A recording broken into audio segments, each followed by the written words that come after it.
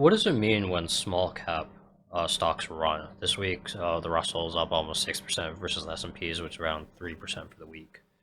Yeah, so the Russell 2000 is an index of 2,000 small-ish stocks, and it's been kind of lagging in comparison to the S&P 500. Hmm. So there's been quite a few articles talking about. As a matter of fact, I think Bank of America this week came out and said that they were recommending an overweight in small caps, and we certainly have seen a big jump in those. I do have a chart on this also. Uh, so the gold line here is the S&P 500, really since the peak Yeah. last year. The green line is the Russell 2000. You can see they match each other overall to a large degree. When there's big bumps, they both have big bumps. But the difference is the rate of return is pretty substantial. It was positive, in this case 3.7% versus negative 19.6. So you know that adds up. Yeah, you can see in 2023 how the S&P broke above its, or it started to have higher highs, but the Russell still hasn't done that. Their Yeah, last peak wasn't higher than their previous high. yeah, and so there, I would look at that and say that we had a major downtrend at the beginning. Every high was lower, and then now we're really trading sideways, right? I mean, if you look, it's just a sideways channel. The highs are touching at the same place, give or take. The lows are touching at a very similar, if not same place, really since last June. And June of 2022 for that matter, Yeah. right? So it's in a trading range. And so when it gets to the bottom of the trading range, as you can see, it's had a really nice run here. Still more volatile and what have you. But the thing that's important about small cap is that it isn't the first thing that leads you out of these, recoveries, because it's a riskier asset and people need to get into a more comfortable position with where things are before they start to move. You want to watch small caps because it tells you, it's like a heartbeat on risk. Hmm. And so when you start to see small cap run, you start to see a scenario where people are feeling more comfortable.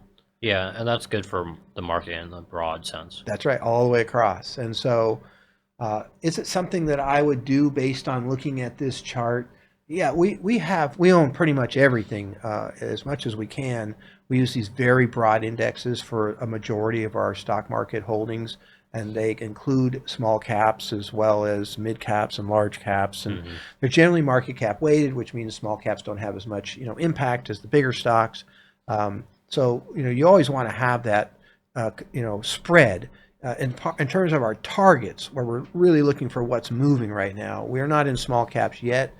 We need to see some more proof. We're not early buyers. We're not trying to catch a falling knife. But I do think that this move is important.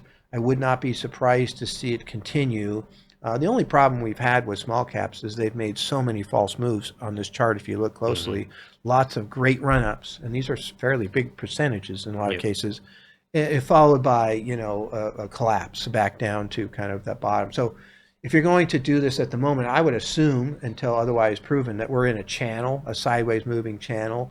We're fairly low on that channel. You could buy now and get to the top of that channel theoretically, and you can still make some money. But you probably don't want to buy anywhere near the top of this channel, Hmm. right? Which might be a couple months from now if it keeps going, because until it breaks out of that channel, okay, good. Now we're off and running, and maybe we've got another scenario. But what you will see normally is small caps run at the end of a scenario. So when you look at a chart of say 2020, 2021, small caps are running really hard in that scenario. It's because people are looking for more. They're totally confident and they want more money and more returns, and they're moving more into higher risk arenas because they generally will return more Hmm. in an upward moving market. Now they tend to give a lot back if you're not careful, Yeah. on the downside, which is what happened to small caps in 2022. But yeah, no, I think there's some play here. I'm excited to see that it's running, and I think that this is an important component of what's happening here. So yeah, I wouldn't give up on my large cap stuff, but adding some small cap is not a bad scenario here if you don't have any. Yeah, That's for sure. because if you think about small cap year to date is up about 3% versus the S&P is about 17%. Yeah, yeah, it's In a way, you look at that and think, okay, if the market is up, it's going to rise. A rising tide, floats all boats, Yeah. type of thing. And so that's what Bank of America's article was talking about. Is like, look, this is under, is needs to catch up, and in that catch up, you could make some money. I don't have a real big problem with that. It's a little bit early to tell whether this, really has legs. I feel like it has legs. The power of what we're seeing right now in the last 3 weeks is pretty important. Momentum is very strong to the upside here, at least in the short term. And so, inflation's getting better. Oil is, lower than it was, although today it's making a little run. Yeah. But nonetheless, I think that, it's something to look at. We're just not there yet. We already have exposure to small cap through our broad, indexes, and I feel comfortable with that as far as that goes. What is the no landing scenario? We've talked about